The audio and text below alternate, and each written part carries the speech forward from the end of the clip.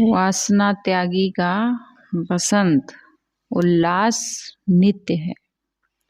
जो वासना त्यागी हैं, विजयी हैं, वासनाओं पर जो विजय प्राप्त कर लिए हैं, उनके लिए बसंत का जो उल्लास होता है वो नित्य होता है।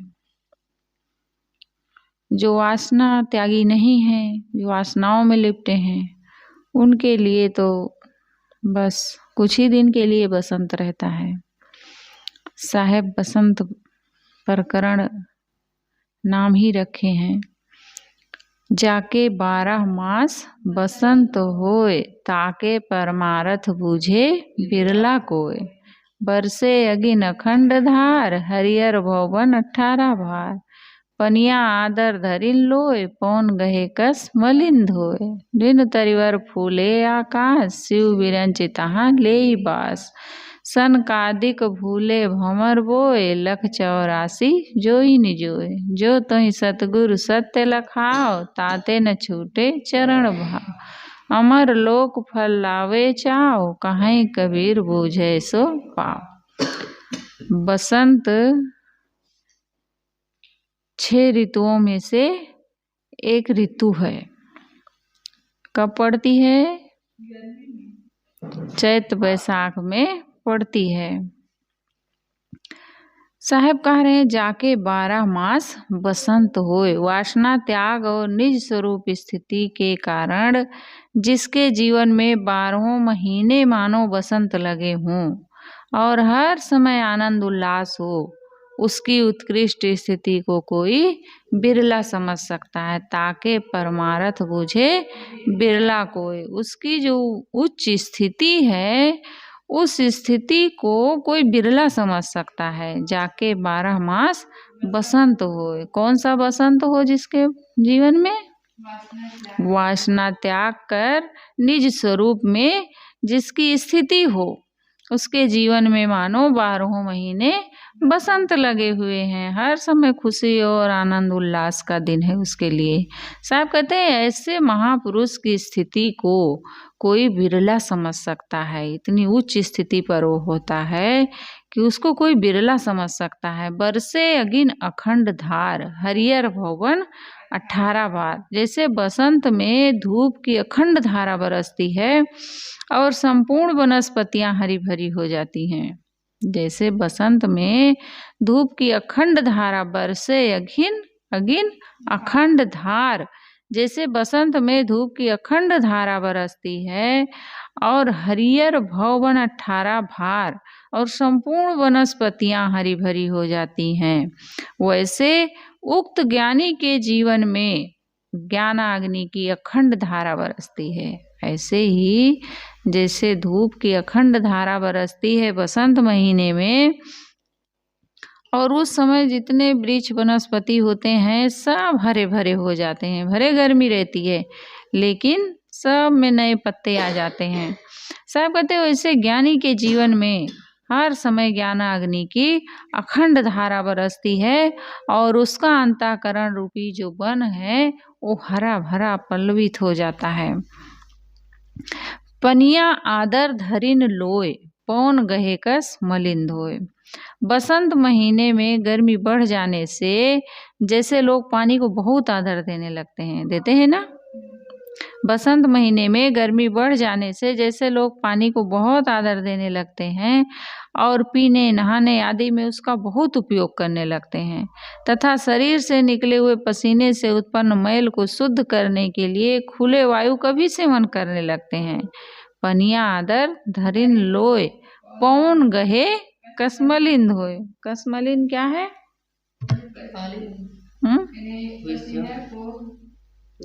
विकार, पाप, विषय वासना। यहाँ पर पसीना बताए हैं, सहज अर्थ में पसीना बताए हैं गुरुदेव जी, लेकिन इसका अर्थ होता है विकार, पाप और विषय वासना। तो जैसे शरीर से निकले हुए पसीने से उत्पन्न मैल को शुद्ध करने के लिए खुले वायु का भी सेवन करते हैं, वैसे जिसके जीवन में ज्ञान अग्नि की जितनी प्रचंडता बढ़ती है, जिसके जीवन में ज्ञान अग्नि की जितनी प्रचंडता बढ़ती है, वो उतना ही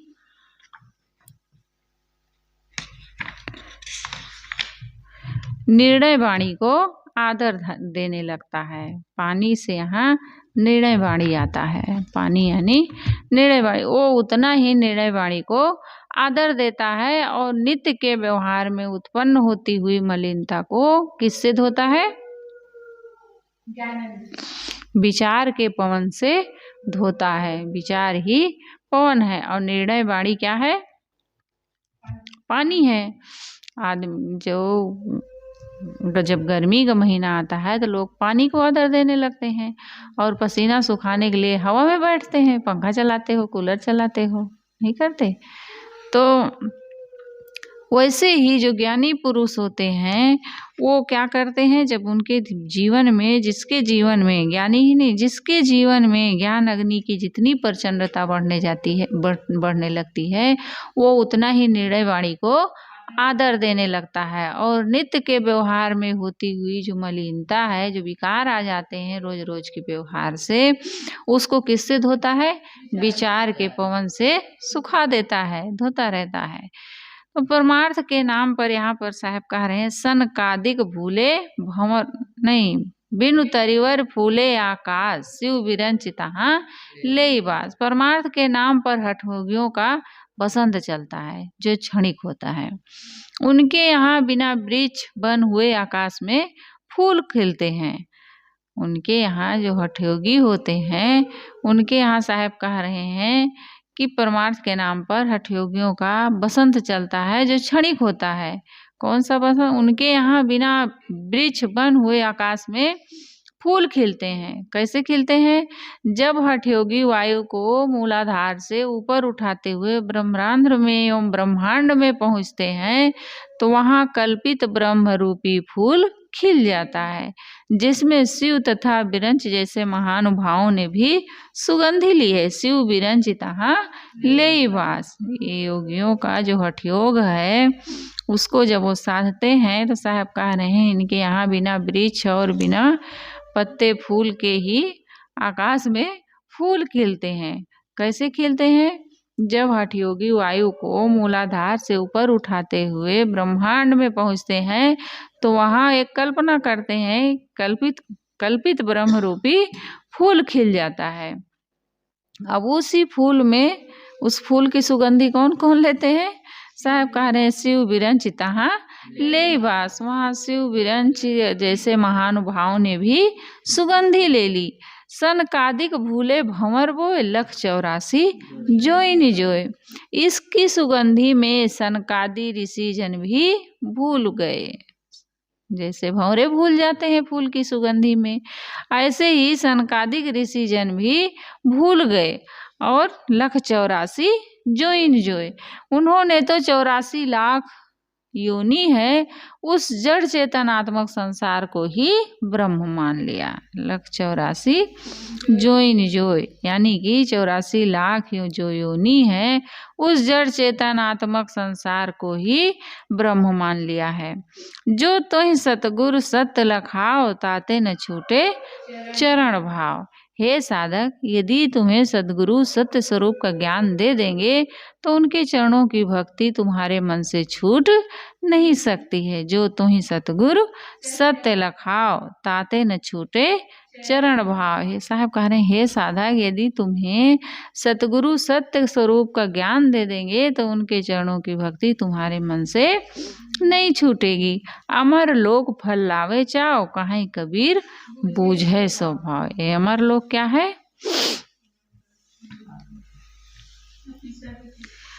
अपनी आत्मा। ये अपनी आत्मा ही अमर लोक है और उसमें स्थित होना ही उसको जानने का फल है। साहब कह रहे हैं, अमर लोक फल, अपनी आत्मा ही अमर लोक है और उसमें स्थित होना ही उसको जानने का फल है। कबीर साहब कहते हैं कि जो इसे समझेगा और जिसके मन में इसके लिए उत्कट इच्छा होगी वह इस स्थिति को प्राप्त करेगा। वो फालतू के दुनिया के परपंच में नहीं लगे रहेगा कि इनकी बात उनसे, उनकी बात उनसे, उनसे राग, उनसे ईर्ष्या, उनसे छल कपट, उनसे बैर वैमनस्य, इसमें वो नहीं पड़ेगा।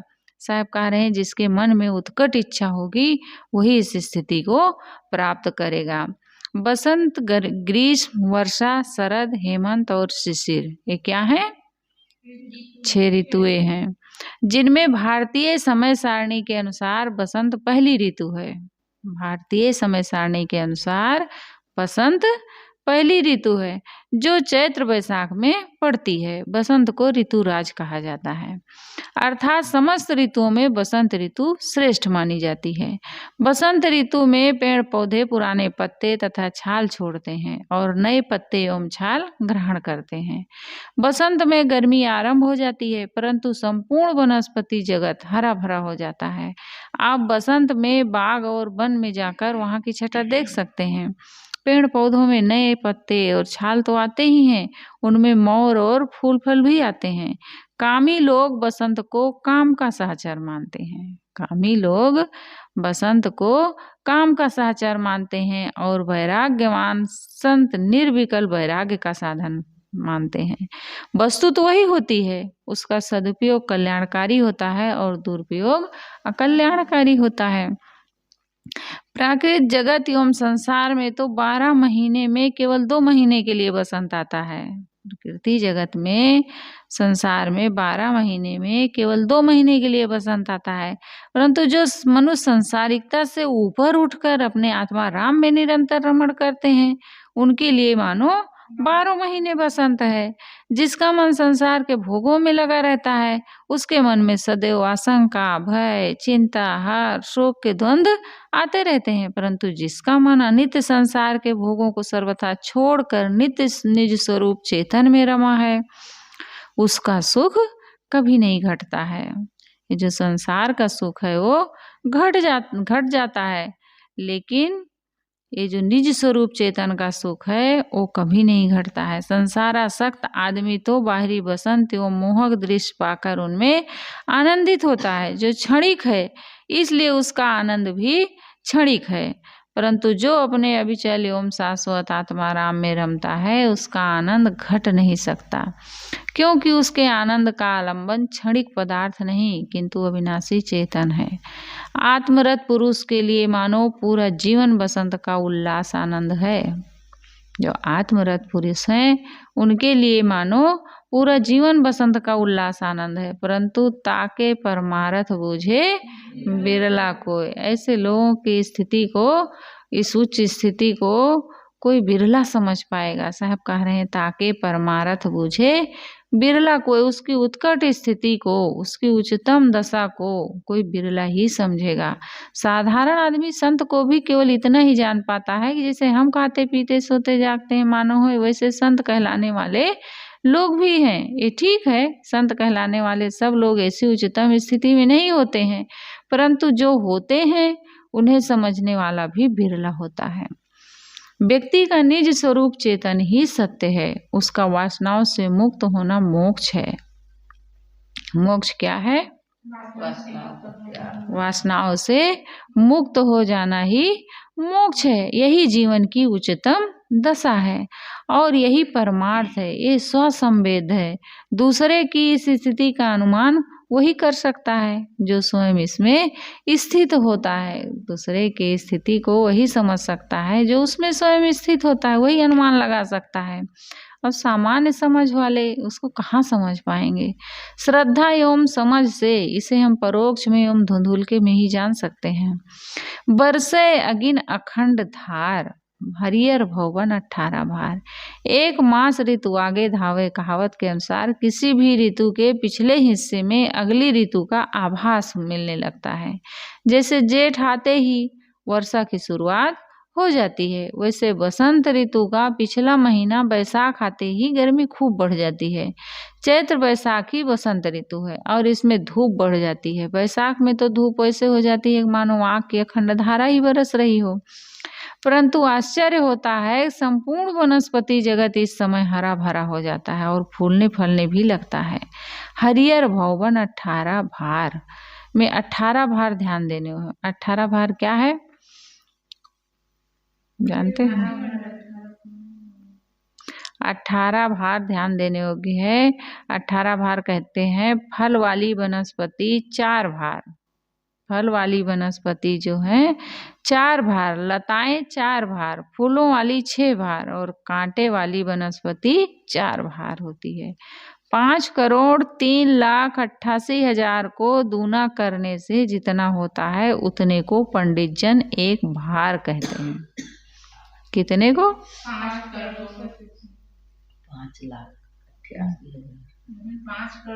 और 3 लाख।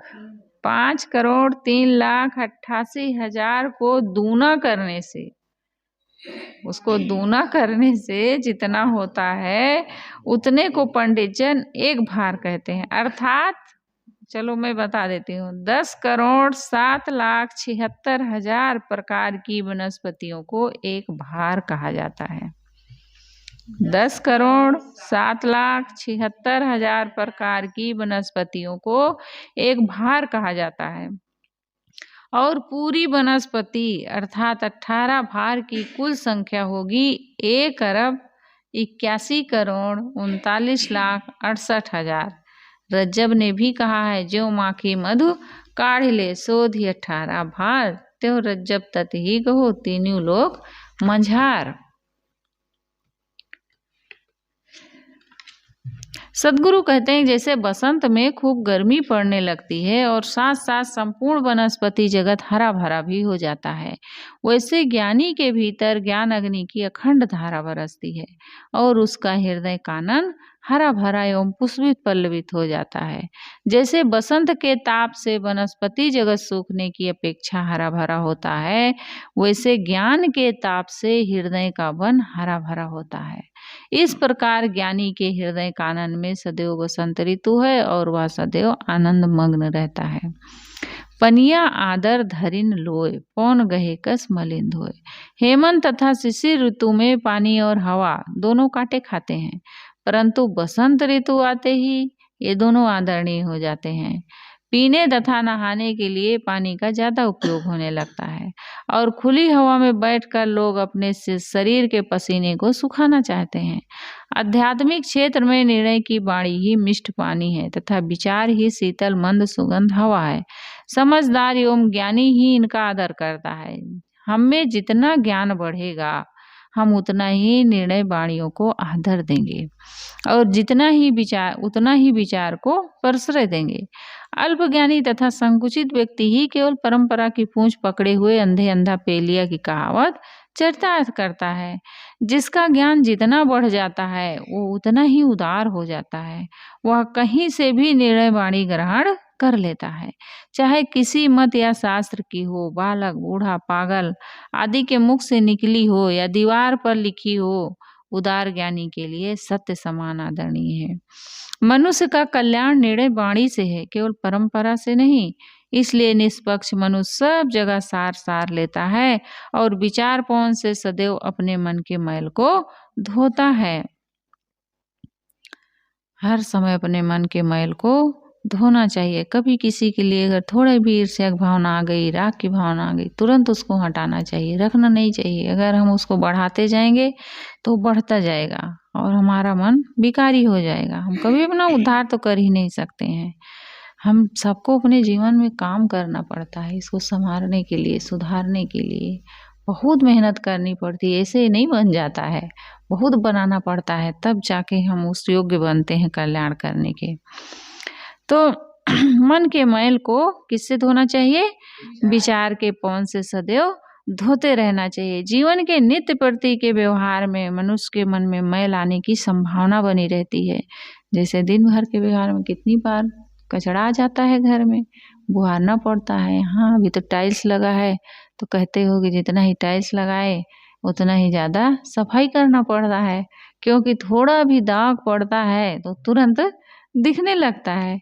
तो ऐसे हमारा मन भी होना चाहिए, अगर उसमें थोड़ा भी आए तो हमें दिख जाना चाहिए, इतना पवित्र होना चाहिए।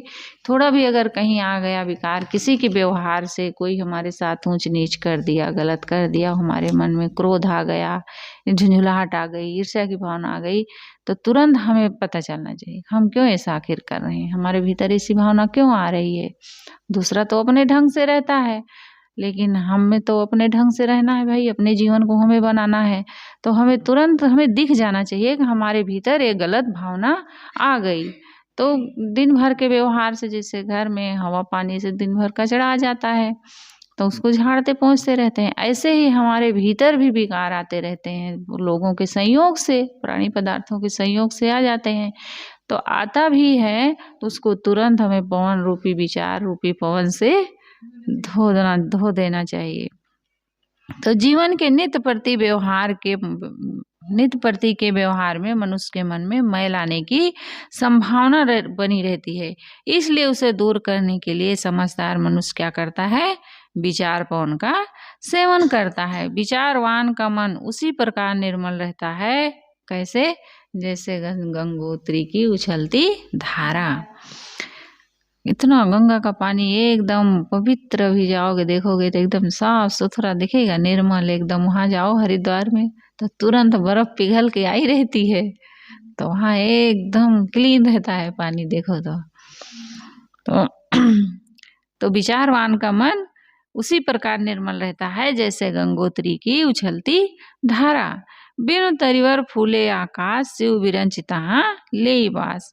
सनकादिक भूले भंवर वो, लख 84 जोए। परमार्थ के नाम पर योग का भी एक बसंत है जिसका फल क्षणिक है, वैसे योग का अर्थ है चित्त वृत्ति का निरोध। परंतु योग के नाम पर पूरा काल से अपनी आत्मा से भिन्न किसी भास अध्यास को ही अपना लक्ष्य मानकर उसमें रमने की आदत रही है। योगी लोग श्वास को ब्रह्मांड एवं खोपड़ी रूपी आकाश में चढ़ाते हैं। योगियों का तमाशा चलता है, अभी देखना कुंभ मेला में एक से एक तमाशा दिखाते हैं वो लोग। वहाँ शब्द नाद एवं ज्योति की चमक दमक को ब्रह्म मानकर उसी में भूल जाते हैं। बिनु तरिवर फूले आकाश का अर्थ यही है कि बिना पेड़ के अर्थात खोपड़ी के शून्य आकाश में एक ज्योति की कल्पना की और उसी को ब्रह्म माना, वही मानो आकाश का फूल है। शिव तथा ब्रह्म जैसे ज्ञानी लोग भी उसी की सुगंध लेने लगे। इतना ही क्या, सनक, सनंदन, सनातन, सनत कुमार आदि भी उसी की सुगंध में भूल गए, क्योंकि उन्होंने 84 लाख योनि रूपी जड़ चेतन में संसार को ही ब्रह्म मान लिया। अपनी चेतना एवं अपनी आत्मा से अलग ब्रह्म की कल्पना करना ही मानव आकाश के फूल की सुगंध लेने की मिथ्या प्रयास है। क्या है? अपनी आत्मा से अलग ब्रह्म की कल्पना करना ही मानो आकाश के फूल की सुगंध लेने का मिथ्या प्रयास है। जो तो ही सतगुरु सत लखाव, ताते न छूटे चरण भाव। कबीर देव साधकों से कहते हैं कि यदि तुम्हें सच्चे सदगुरु मिल जाएंगे और वे सत्य स्वरूप का बोध दे देंगे तो तुम निश्चय ही उनके चरणों की भक्ति में अचल हो जाओगे। किसी को फांसी की सजा मिली हो और उसे फांसी के तख्ते पर खड़ा कर दिया गया हो, इतने में कोई आकर उसे तख्ते से उतार ले, तो किसी डूबते हुए तथा आग के बीच में पड़े हुए को कोई बचा ले तो वह उसका कितना श्रद्धेय हो जाएगा। ऐसे ही हम लोग भी इस संसार में कहाँ भटक रहे थे, लेकिन सद्गुरु बचा लिए, उनका ज्ञान मिल गया, उनकी शरण मिल गई, अपनी शरण में लगा लिए, तो हमारे लिए कितने प्रिय हैं। सद्गुरु ही हमारे परम प्रिय हैं, क्योंकि हमें अनादि काल के बंधन से वो छुड़ाना चाह रहे हैं। सबसे प्रिय हमारे सद्गुरु होते हैं। तो साहब कहते हैं, गुरुदेव जी कह रहे हैं, जैसे किसी को फांसी की सजा मिली हो, तख्ते पर खड़ा हो, कोई आग में पड़ा हो, आग के बीच में कोई डूब रहा हो जल की धारा में, और कोई आके उसको बचा ले तो कितना श्रद्धेय हो जाएगा, ये सहज समझा जा सकता है। इन घटनाओं में तो केवल क्षणिक देह की ही रक्षा होती है, इन घटनाओं से तो क्षणिक देह की रक्षा होती है, लेकिन देह की रक्षा के आगे, इसमें तो क्षणिक देह की ही रक्षा हुई, देह की रक्षा आगे नहीं हो सकती है। शरीर का नहीं हो सकती। शरीर का नाश होना तो एक दिन है ही, वह चाहे आज हो या दूसरे दिन। मनुष्य का परम रक्षक एवं उद्धारक वह है जो उसे भवसागर में बहने से बचा लेता है। कौन हमें बचाता है भवसागर से? सद्गुरु। जो हमें भवसागर में बहने से बचा ले वो हमारा परम रक्षक एवं परम उद्धारक है। इससे अविनाशी जीव की रक्षा होती है। जल, अग्नि, विष, फांसी आदि से बचाने वाले की अपेक्षा सद्गुरु का महान उपकार है। जो जीव को मानसिक पीड़ा से मुक्त होने के पथ में ला दे, उस सद्गुरु के समान उसका कोई उपकारी नहीं है। इस बोध के महत्व का जिसे पता है, इस बोध के महत्व का जिसे पता है, वह साधक सद्गुरु एवं संतों की चरणों में अचल श्रद्धा रखता है और वह गुरु संतों के प्रति लगी हुई श्रद्धा की डोरी को कभी नहीं छोड़ता है। अमर लोक फल लावे चाव, कहाँ कबीर बूझे सो पाव। हमारे मन में अमर लोक के फल पाने के लिए उत्कट इच्छा होनी चाहिए। हमारे मन में अमरलोक के फल को पाने के लिए उत्कट इच्छा होनी चाहिए। साहब कहते हैं जो इसे बूझेगा वो पाएगा। हमारी अपनी चेतना ही अमरलोक है। जीव अमर है। जीव के शुद्ध स्वरूप आत्मा राम को छोड़कर कहीं बाहर अमरलोक नहीं है। हम भूल बस जड़ भोगों की चाहना करते हैं जो क्षणिक है। यदि हम अविनाशी निज स्वरूप की स्थिति की चाहना करें तो इसका मिलना सहज है। इसको ठीक से समझकर बाहर से इसमें लौट आना ही इसे पाना है और यही अमरलोक का फल पाना है। अमरलोक अपना चेतन स्वरूप है और उसमें स्थिति का फल है क्या? कौन सा फल है? शांति। अमरलोक अपना चेतन स्वरूप है और उसमें स्थिति का फल है शांति। जो इस तत्व को समझ जाएगा वो शांति पा जाएगा, फिर उसके लिए निरंतर बसंत हो जाएगा। जो इस स्थिति को समझ गया, जो उसमें स्थित हो गया, वो शांति रूपी फल को प्राप्त कर लेता है। और जिसके जीवन में शांति मिल गई फिर उसके लिए मानो 12 महीने बसंत हैं। लेकिन उसकी स्थिति को कोई बिरला समझता है, सब नहीं समझ सकते हैं। जो उसमें की जाने जो जरिमुआ, सदगुरुदेव जी कहते थे आग जलागी समुद्र में की जा नहीं